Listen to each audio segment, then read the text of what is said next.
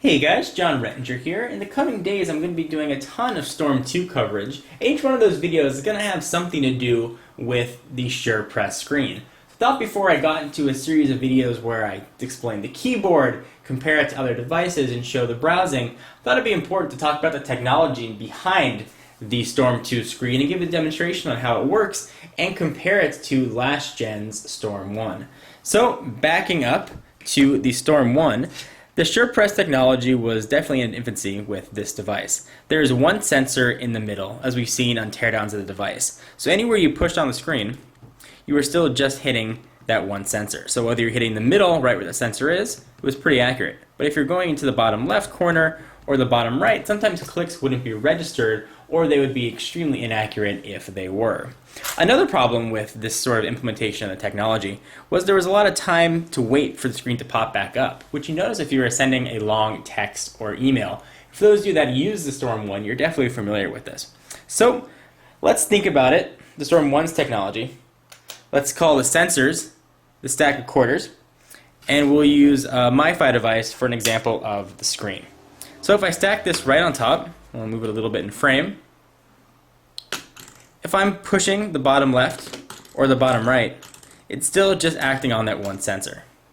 So if I push in the middle, then it's going to be a little bit more accurate. But there's a lot of time for it to go back down and come back up like there was on the Blackberry 1. Now on the Storm 2, there actually are 4 sensors to take advantage of a technology called piezo technology, which I'm not going to get too into right now, but I'll explain a little bit. It's got 4 sensors, one in each corner. So I put the MiFi on top of it.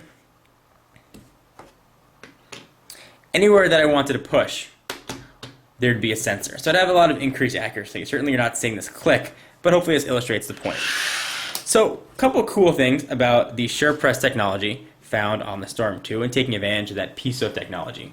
When there isn't any power running through the device, particularly power running to the screen, I can't push it.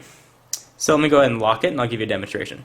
So right now, the screen has been locked. I cannot push it at all. It feels like I'm tapping a capacitive touchscreen like on the iPhone or the G1. And you can see it's not budging at all.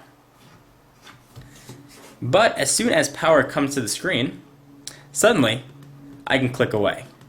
And I'm getting just a much higher degree of accuracy with this implementation of the technology.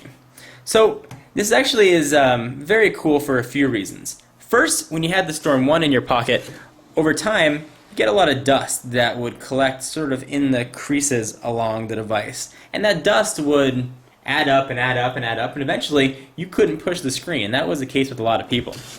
With the Storm 2, you don't really get that border along the edge. The whole screen almost appears flush. There's a little bit of an edging, but not much at all. And when it's in your pocket, the screen's not going to be pushed in, so you're not going to get that dust that's going to come in. The 4 sensors and the piezo technology really make for a much more accurate experience with the Storm 2. And as you'll see in upcoming videos demonstrating how the keyboard works, I think is the prime example of how the Storm 2 is just worlds above and worlds better than the Storm 1. So guys, this is John Rettinger. For exclusive content, be sure to check me out on Twitter, twitter.com/John4Lakers. And to learn more about Techno Buffalo, check out technobuffalo.com. And for future Storm 2 videos, be sure to stay tuned to the channel, and there'll be a link to all those up in the sidebar. I'll see you guys in the next video. Bye-bye.